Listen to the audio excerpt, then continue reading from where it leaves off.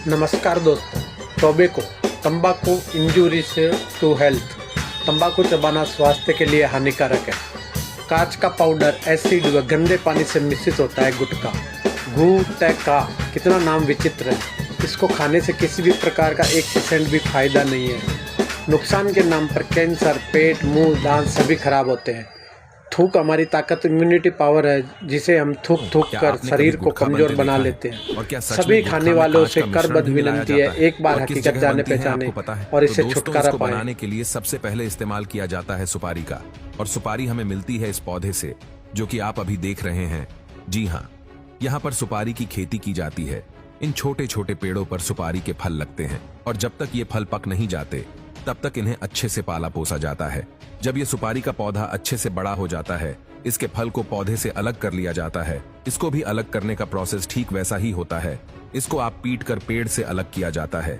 उसके बाद उसे कड़ी धूप में सूखने के लिए रख दिया जाता है। ऐसा करने की वजह ये होती है कि सुपारी के फल के अंदर जो नमी होती है वो निकल जाए और अच्छे से फल सूख जाए। जब यह सुपारी का फल सूख जाता है तब जाकर उसको महिलाओं के हवाले कर दिया जाता है, जो इस पल में से सुपारी का दाना निकालती है। आप देख सकते हैं कि कैसे महिलाएं अपने हाथों पर पट्टियां बांधकर इस फल में से उस दाने को निकाल रही है। वैसे तो ये काम बहुत ही तकनीक भरा है, जो कि जोखिम भरा भी है। तेज धार वाले हथियार की तरफ बिना देखे यह कैसे सुपारी को काटे जा रही है। अब इस सुपारी के दाने को बहुत ही गंदे और बेकार लाल रंग के केमिकल में उबाला जाएगा। ऐसा इसलिए किया जाता है क्योंकि कोई जब भी तंबाकू खाए तो उसका मुंह तंबाकू के रंग से लाल हो जाए। आपको बता दें कि इसको उबालने के लिए किसी और लकड़ी की नहीं बल्कि सुपारी की उस छाल का ही इस्तेमाल किया जाएगा जिससे ये निकला था। जब यह अच्छी तरह से केमिकल के साथ घुल मिल जाता है तब उसको सूखाने के लिए रख दिया जाता है। इसके बाद जब यह सूख जाता है तो उसके छोटे छोटे टुकड़े किए जाते हैं।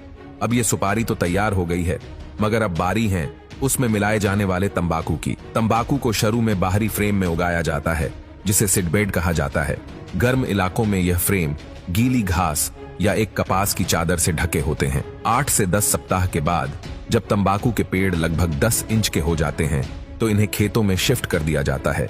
जैसे जैसे पौधे बढ़ते हैं उनके ऊपर का भाग काट दिया जाता है ताकि पत्तियां अच्छे से बड़ी हो जाए। इस प्रक्रिया को टोपिंग कहा जाता है। 90 से 120 दिन के बाद तंबाकू के पौधे कटाई के लायक हो जाते हैं।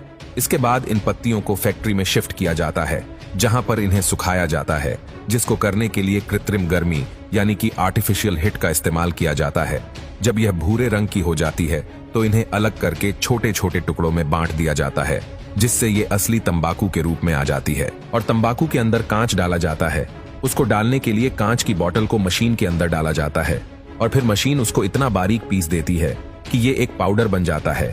इसको अगर आप अपने हाथ में उठाएंगे तो आपके हाथ को तो ये नहीं काटेगा, मगर हमारे मुंह के अंदर की स्किन थोड़ी सेंसिटिव होती है, इसलिए अगर कोई इसको तंबाकू के साथ चबाता है तो मुंह के अंदर से फट जाता है। और जब तंबाकू उस फटे हुए मुंह को लगता है तो हल्की सी जलन का एहसास होता है और इसके बाद तंबाकू का नशा और तेजी से चढ़ता है। इसके बाद सुपारी के मिश्रण और तंबाकू के पदार्थ को कथा पान मसाला के साथ एक कांच का पाउडर मिलाकर मशीन के अंदर डाल दिया जाता है। फिर इन्हें पैकेजिंग के लिए भेज दिया जाता है और छोटे छोटे पैकेट्स में रैप किया जाता है।